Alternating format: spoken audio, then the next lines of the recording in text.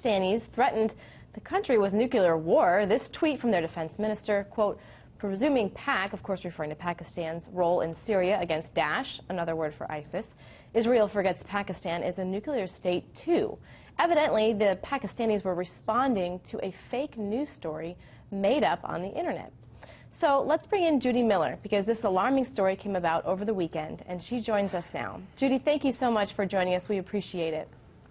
Thank you, and Merry Christmas to all, and Happy Hanukkah. Well, we've been talking a lot about Israel over the past, I don't know, 3-4 days. This tweet came out. It was a fake news story posted on AWD. We saw the Israelis react and say, listen, this was a fake news story, and they sort of left it at that. But what does this tell you about the effect that we're seeing on the internet when these fake news stories come up, and it's really inciting at a time when temperatures are already pretty high? Exactly, and it indicates that fake news really does have consequences.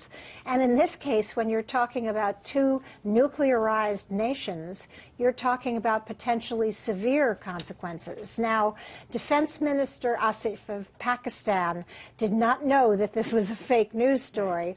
But one would have thought that his ministry, someone in his government, might have checked it out before he replied in this extraordinary tweet. Especially that the Israelis then replied to in a tweet. Right, and it was retweeted thousands of times, and in fact, I just checked online. Right. It's still up. It has not been removed. So it's not like it just gets deleted with a delete of 140 characters. So we're seeing this new world where we're almost as if policy is being made on Twitter on a number of occasions. Exactly. And, you know, this is really serious stuff, because what most people don't realize is that even our nuclear arsenal, some of it is still on a kind of very hair-trigger alert. And that is that, you know, someone can make a terrible mistake, and you could have a world crisis actually sparked by fake news. It's kind of hard to imagine, but we've just seen an example of kind of reckless talk that can quickly escalate into reckless action. Speaking of escalation, we had David Keyes on just earlier as you listened as he spoke with Leland, and he said, I quote, that the UN abstention on Friday was an abandonment of Israel, an ally. What's your reaction to that, especially when you heard the news on Friday? I'll tell you, I was really shocked that President Obama has chosen the last days of his administration to single-handedly change what has been long-standing American policy in the Middle East, and that is that we do not condemn settlements because we do not opine on whether or not they are legal or illegal. That issue was last discussed internally in the United States in a formal way under Lyndon Baines Johnson. And since then, we have taken the position, we have not taken a position on the legality or illegality of the settlements. That is something that is supposed to be negotiated by the parties.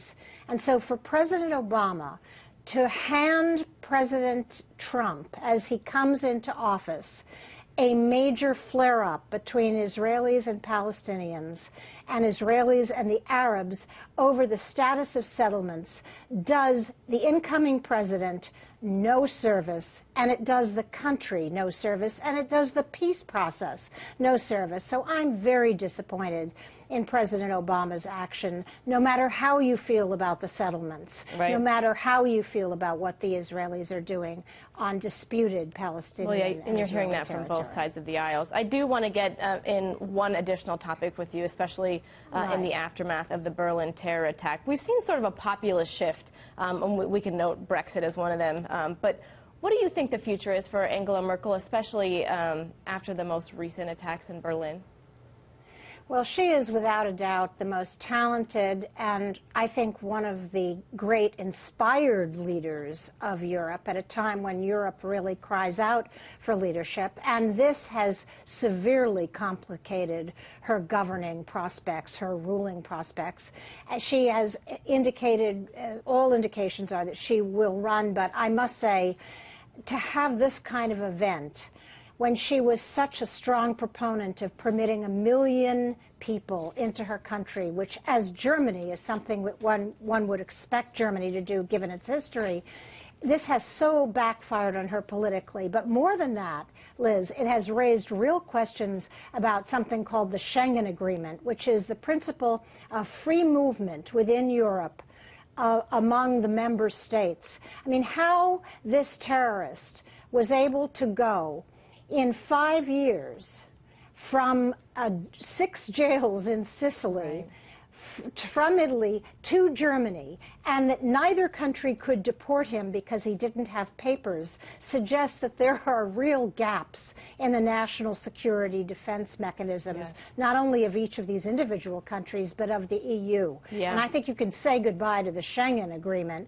That's one of the pillars of the EU, so it's more pressure, not only for Ms. Merkel personally, but for the EU in general. Right, and he traveled all the way through France, and then he was apprehended on a traffic violation. So absolutely. Some huge points. To Italy, where he was shot, and they didn't even recognize whom they had pulled over before they shot him. Well, Judy Miller, thank you so much for joining us, covering a whole range of topics this morning. Merry Christmas. Thank you so much. Thank you.